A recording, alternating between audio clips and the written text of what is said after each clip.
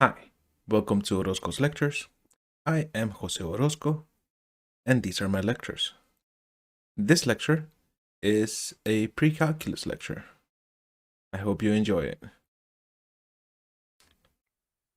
This is section 5.4, which is on the sum and difference formulas.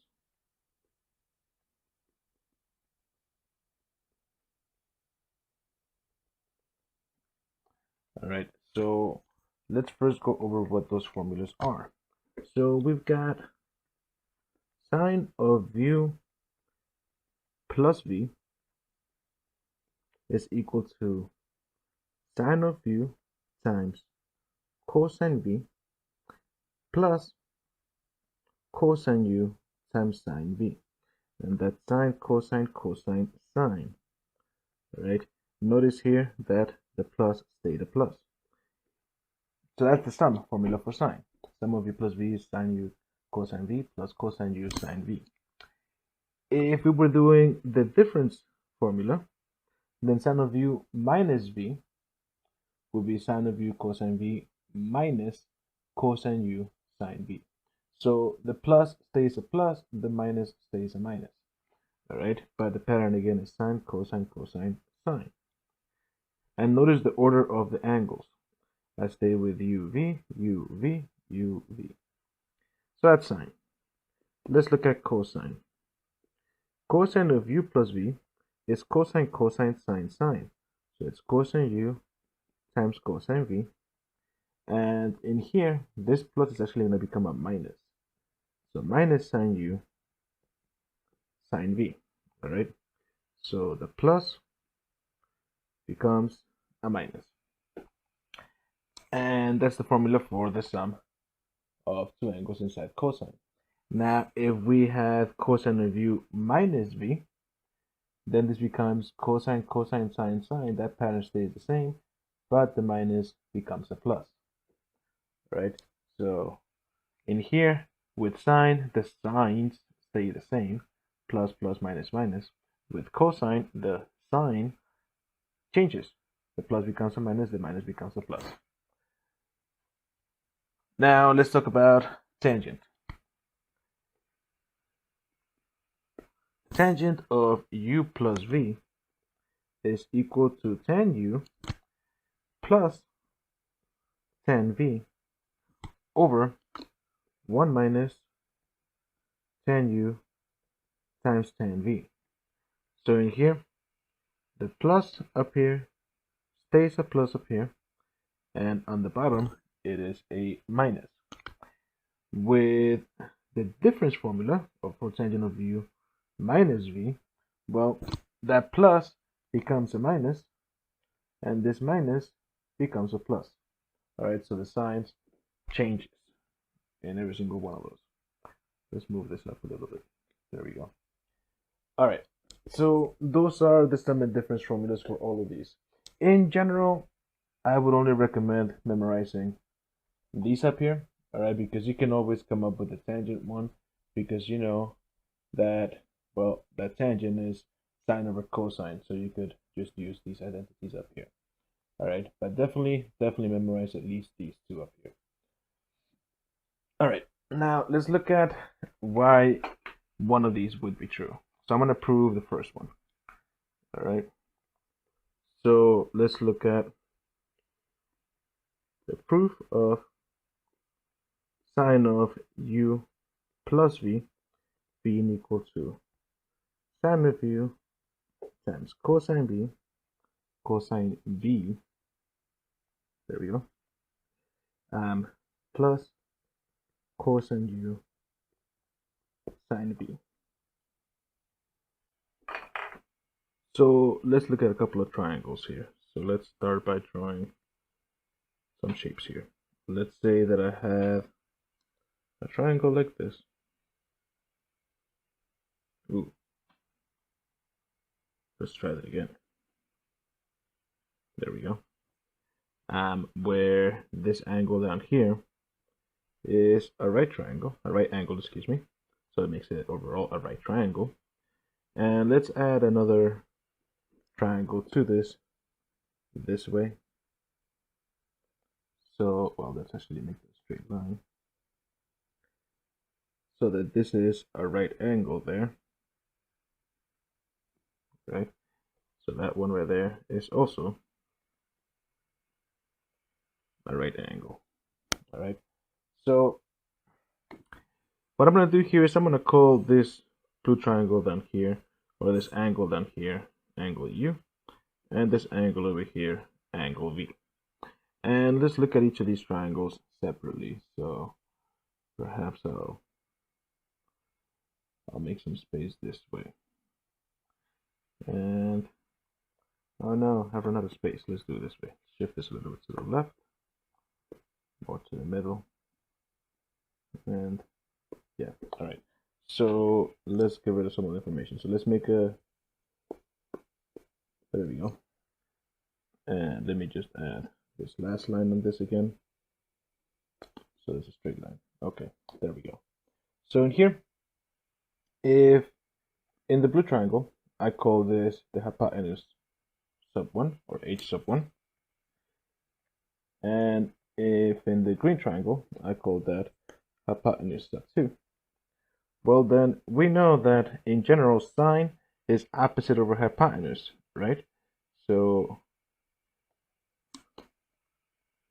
sine theta is equal to opposite over hypotenuse, which would imply that the opposite side is simply just equal to the hypotenuse times sine of that angle. Now that allows us to say that this opposite side here would be h sub 1 times sine of u. Similarly, this side over here would be h sub 2 times sine of v, because again the opposite side is just the hypotenuse times sine theta from this identity, right? Now let's look at how that applies here. Notice here that in the green triangle, this side over here is equivalent to this right here, to h sub 1, right? Because it's just this green triangle over here. So in other words, what I'm saying is this is h sub 1, this is h sub 2. So in here, this is just simply h sub 1. Now, so that's some information. Let's continue to fill out this shape over here. So this is h sub 2 sine of v, and this right here was h sub 1 sine of u. All right. Now, notice that in this side, we've got that h sub 1. Well, let me do it this way. If I look at cosine of this angle, we know that cosine is equal to the adjacent over the hypotenuse. So in here, we would know that the adjacent side will be the hypotenuse times the cosine of the angle. Hypotenuse times cosine of the angle. Which in here, this means that this adjacent side, h sub 1, would be the hypotenuse, h sub 2, times cosine of the angle. We'll keep that on the side for now. And that's the same, so this value right here is the same as this value, is the same as this value right here, right? But in any case, now let's add another line to this. All right, if I add this vertical line starting at this vertex and go straight down, and perhaps let's make it a straight line with a different color. Go straight down. There we go. What we see here is that, well, this angle right here is equivalent to this angle, because that's a property of angles, right? That's opposite sides of these lines. Now, because of that, we know that in any right triangle, or in any triangle at all, the sum of the angles had to be 180. But notice that this angle down here was also a right angle. So we've got this angle is the same as this one. This angle over here is the same as this one. So that must mean that this angle up here must be angle U. The same as angle U, right? And we're going to get some information out of that as well. But before we do that, let's look at this little line. I'm going to add that line there. All right. Now, the reason I'm going to add that there is because, well, let's look at the big overall picture here for the triangle I just drew here.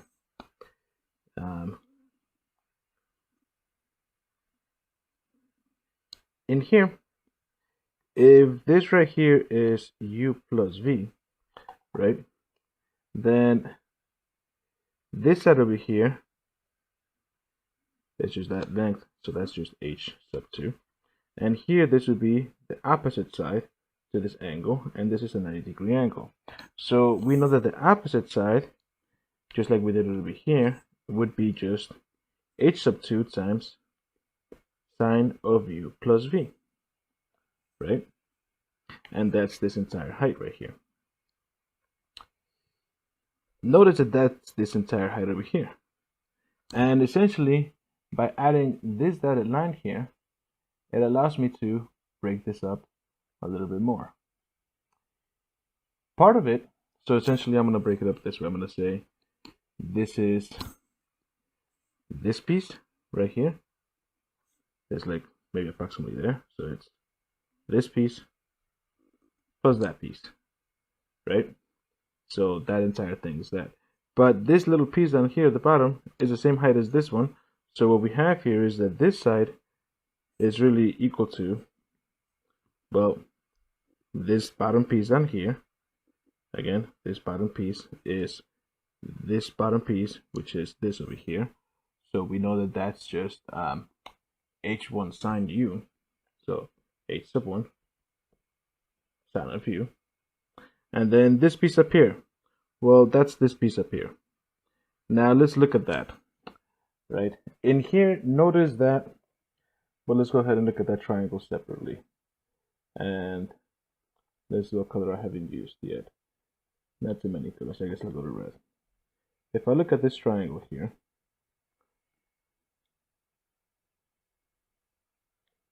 oh, that's not what I meant to do. Let's draw that better. All right. If I look at that triangle there, let's fix that up a little bit. We've got that this over here was an 90-degree angle.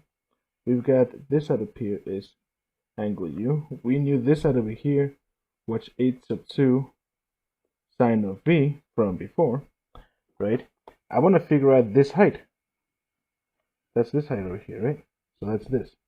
And if we look at that triangle, well, what is that? That's going to be the adjacent side of this, right? And the adjacent side, well, we know that cosine of an angle is adjacent over hypotenuse. So this adjacent side, which implies that the adjacent side is equal to the hypotenuse times cosine. All right, so this is just a little side work. So what I have here really is that this adjacent side is going to be the hypotenuse, h sub 2 times sine of v, times cosine of the angle, so cosine of u. All right, so that's going to be over here. So this is going to be plus, and let's erase some of this extra stuff here. And that's a times. So it's going to be plus h sub 2 sine of u times, sine of v, that's a v, let's write that v better. Sine of v times cosine of u. And now, the last thing we really need to look at here is this h sub 1. From over here, we already knew that h sub 1 was h sub 2 cosine v. So what we have now is this new line that says h sub 2 times sine of u plus v is equal to h sub 1, which we have over here, being h sub 2 cosine v times sine of u, plus h sub 2 sine v cosine u. But if I divide both sides by h sub 2, notice everything has an h sub 2, I end up with sine of u plus v. I'm going to rewrite this as sine of u times cosine v, plus, and in here, I'm going to write it as cosine u times sine v. All right, but That's because I was able to divide everything by h sub 2. And that right there is the identity that we were trying to prove. All right. All right. Now let's go ahead and do some applications as to how this could be helpful. All right. I'm not going to prove the other ones. The other ones are proved using similar techniques. All right. But now let's go ahead and look at some examples. So we've got, let's say I have find the exact value of cosine of pi over 12. All right. And then I'm going to say note that pi over 12 is equal to pi over 3 minus pi over 4. All right. And in here, notice that pi over 12 is not in the unit circle. So we don't actually have a nice way of figuring that out yet. But if we rewrite pi over 12 in terms of pi over 3 and pi over 4, well, pi over 3 is in the unit circle and pi over 4 is in the unit circle as well. So we should be able to come up with something here. So in here, the first thing I'm going to say, well, since pi over 12 is equal to pi over 3 minus pi over 4, well, then cosine of pi over 12 will be cosine of pi over 3 minus pi over 4. And we have an identity for cosine with a subtraction. Remember, cosine was cosine, cosine, sine, sine. So cosine of the first times cosine of the second. Recall that with cosine, the sign switches. So plus sine of the first times sine of the second. And at this point, these are all in the unit circle, so we know what these are. Cosine of pi over 3 is 1/2. Cosine of pi over 4, radical 2 over 2. Sine of pi over 3, radical 3 over 2. Sine of pi over 4 is radical 2 over 2. So what I really end up with here is just radical 2 plus radical 6 over 4, right? Because they have a common denominator of 4. All right, so the point here is that we've got ways of figuring these out now, right? Let's do another one. So let's say I said B. Find sine of 7 pi over 12. All right. Again, 7 pi over 12 is not in the unit circle, but I'm going to note here that 7 pi over 12 is equal to pi over 3 plus pi over 4. All right. So let's see what this does for us. Well, what we can say now is sine of 7 pi over 12 would be equal to sine of pi over 3 plus pi over 4, which those both are in the unit circle, right? So that's going to make it much easier to work than 7 pi over 12. But we know that sine is sine, cosine, cosine, sine. So sine of the first times cosine of the second plus cosine of the first times sine of the second. All right. And here, these are all the unit circles. So sine of pi over 3, we know that to be radical 3 over 2. Cosine of pi over 4 is radical 2 over 2 plus cosine of pi over 3, 1/2. Sine of pi over 4, radical 2 over 2. So we end up with overall radical 6 plus radical 2, again, over 4. Next one, let's say that I have, so example C, cosine of 11 pi over 12. Let's write that better. 11 pi over 12. And in here, note that 11 pi over 12 is the same thing as saying pi minus pi over 12. So I'm going to say here, well, this is going to give us that cosine of 11 pi over 12 is really looking for cosine of pi minus 11 pi over 12. So we know the identity for cosine. It's cosine, cosine, sine, sine. So we have cosine of pi times cosine of pi over 12 minus sine of pi times sine of pi over 12. And notice what happens here. In here, we know that cosine of pi is -1. We know that sine of pi is 0. So because sine of pi is 0, this entire thing over here just goes away. So essentially what we have now is that this is just simply the negative of cosine of pi over 12. And we calculated that already, right? Cosine of pi over 12 is radical 2 plus radical 6 over 4. So we're going to get here as our final answer the negative of radical 2 plus radical 6 over 4. All right.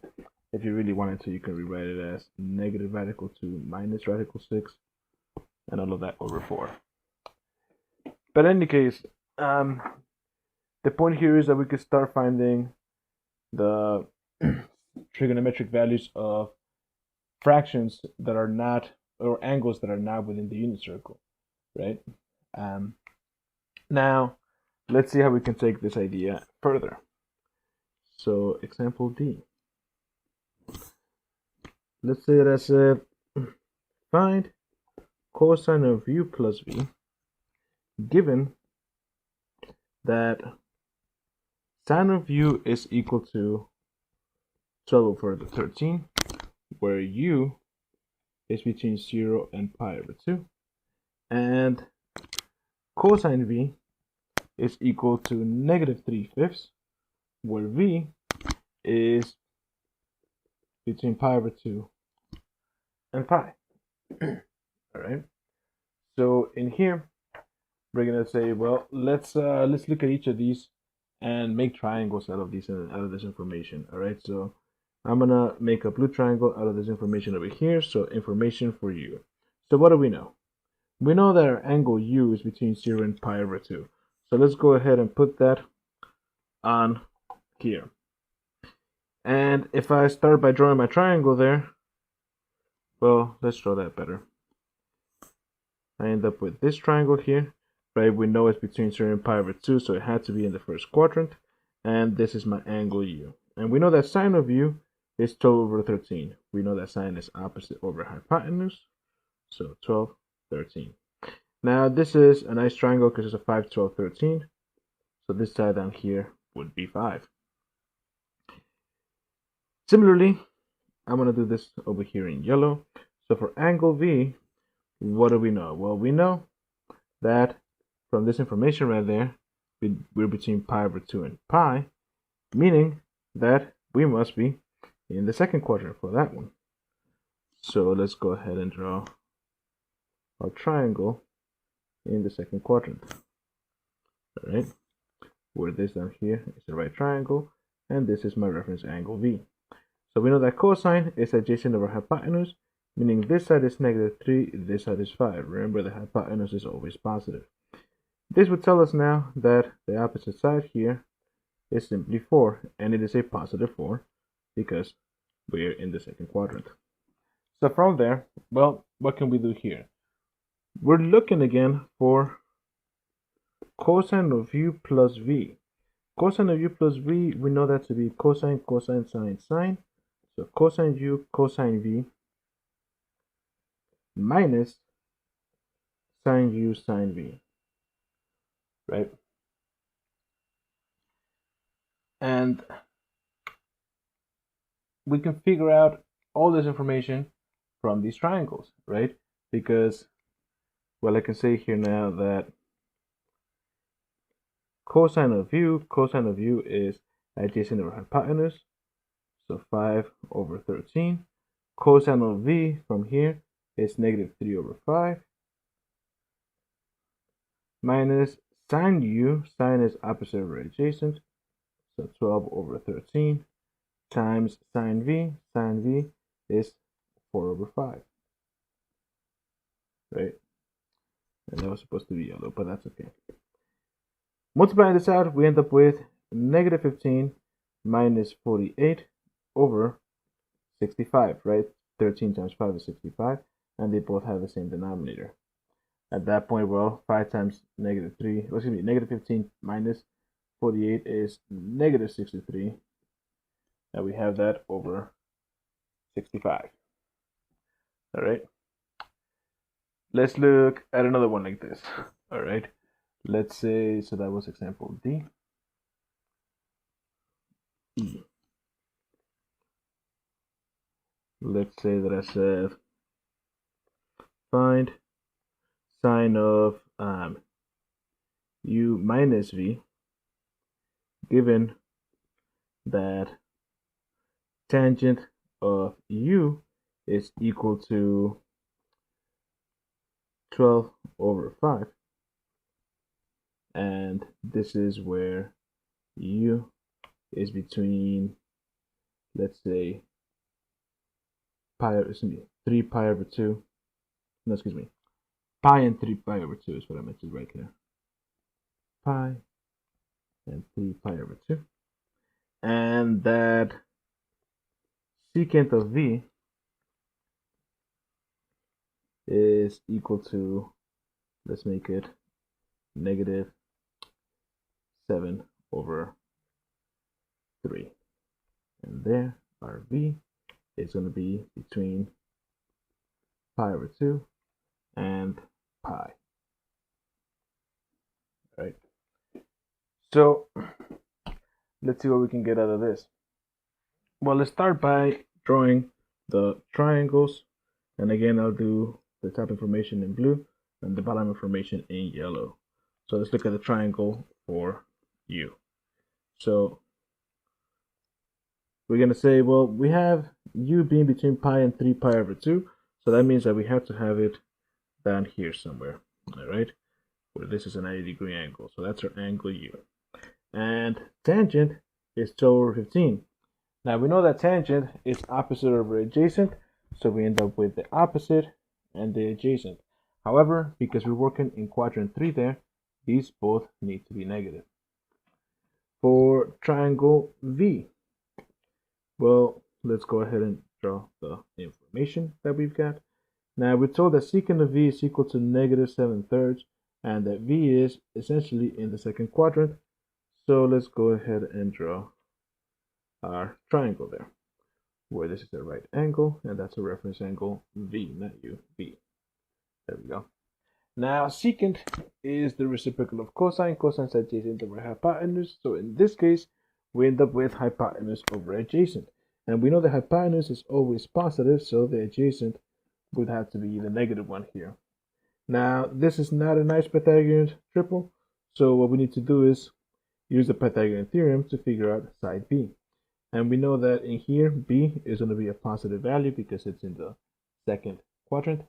So B is going to be the square root of c squared minus a squared, which in this case means 7 squared minus negative 3 squared. So 49 minus 9, which means radical 40, which means 2 times radical 10, right? Because 40 is 4 times 10, and the square root of 4 is 2. So now that we have that, we can go ahead and figure out the rest of this. Now, I should have written over here that this has to be 13 because it's a 5, 12, 13 triangle. So now, what were we looking for? We were looking for sine of u minus v. So sine of u minus v, we know that this becomes sine of u times cosine v, sine, cosine, cosine, sine. Keep this the same. So cosine u times sine v. And in this case, well, sine is opposite over hypotenuse, so I end up with negative 12 over 13 times cosine. Cosine is adjacent over hypotenuse. Oh, hold on, cosine v. Adjacent over hypotenuse, so negative 3 over 7 minus cosine of u, which is negative 5 over 13, times sine of v. Sine would be opposite over hypotenuse, so 2 radical 10 over 7. And in this case, well, what do we get? Notice that they both have a denominator of 13 times 7, right? And 13 times 7, well, 7 times 10 is 70, 7 times 3 is 21. So we end up with 91. That's our denominator. And on the top, negative times a negative is positive. 12 times 3 is 36. Negative times a negative is positive. 5 times 2 radical 10 is 10 radical 10. And in there, this wouldn't simplify any further, right? Because, well, 91 is 13 times 7, and neither 13 nor 7 can be factored out of 10 or 36. So this wouldn't reduce any further. All right. let's do another one. Let's say, so that was example E. Example F. Let's say I said write sine of arctan of 1 plus arc cosine of x as an algebraic expression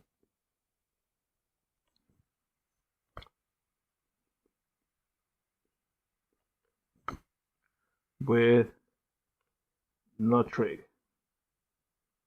All right. So,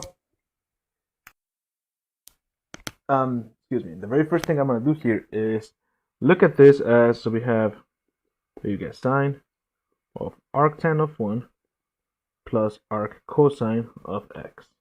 Now, in here, notice that arctan itself is an angle. Arctan of 1 is an angle. Arc cosine of x is also an angle.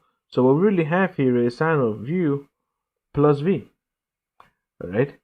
Now, if I look at it that way, right, what this is going to say now is we're going to end up with sine of the first, sine of, well, actually, let's do this. Let's get some information here. We know that u is equal to arctan of 1. So that tells us that, well, arctan of 1, if you recall, is pi over 4. V is equal to arc cosine of x. So that means that cosine of v is equal to x.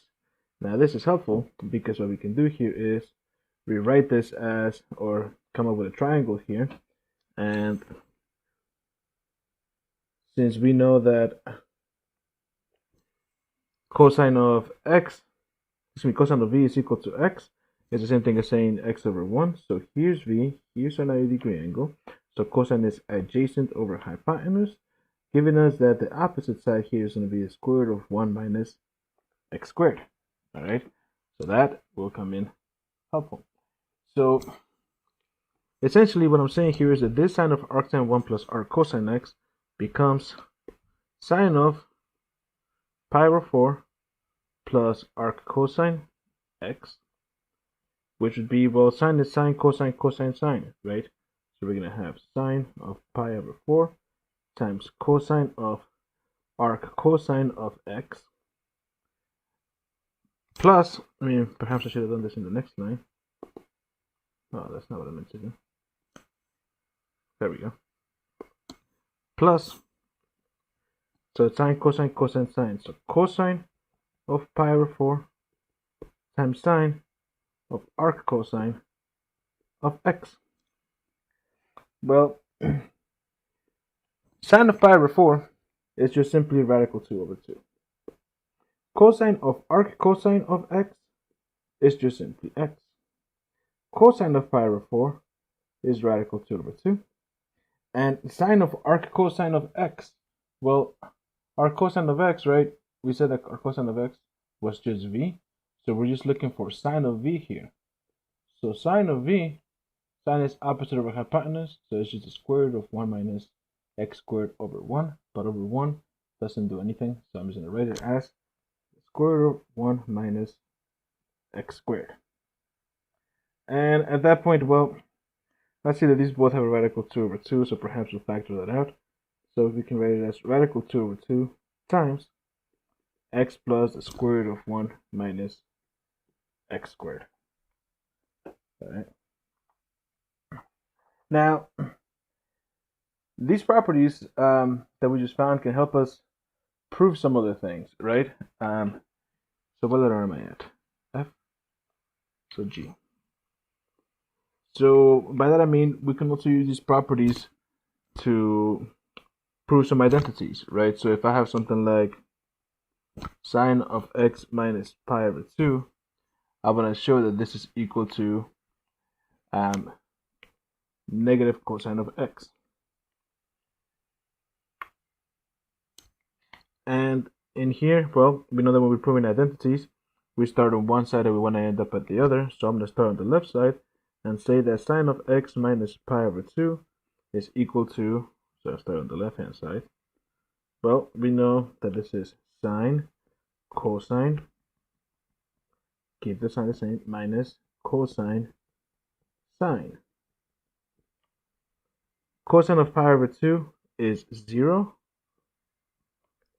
Sine of pi over 2 is 1. So I end up here with simply just negative cosine x.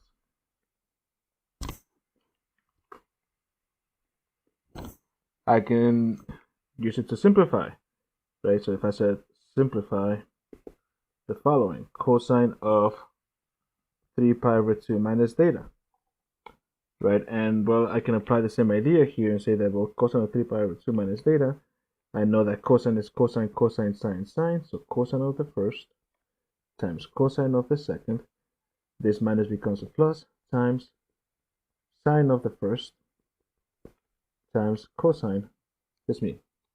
Cosine, cosine, sine, sine. So sine of the second. Right? And then, well, cosine of 3 pi over 2 is 0. So this thing goes away. Sine of 3 pi over 2 is negative 1. So I end up simply here with negative sine theta, right? I could also do something like, if I have sine of x plus pi over 2 plus sine of x minus 3 pi over 2, and I set that equal to 1, we can figure out, as long as we're within the unit circle, we can figure out the value of x. So how so? Well, to solve this equation right here, first I'm going to start by rewriting both of these, and I'm going to have, well, sine, cosine, sine, cosine, cosine, sine. So sine, cosine, plus, because it stays the same, cosine, sine. So that's the first one. Plus the second one, sine, cosine, cosine, sine. So sine of the first times cosine of the second. This subtraction stays the same, times cosine of the first times, minus cosine of the first times sine of the second. Right, and we have all of that equaling to 1. Let's shift that over. We want to show that that equals 1 somehow. Well,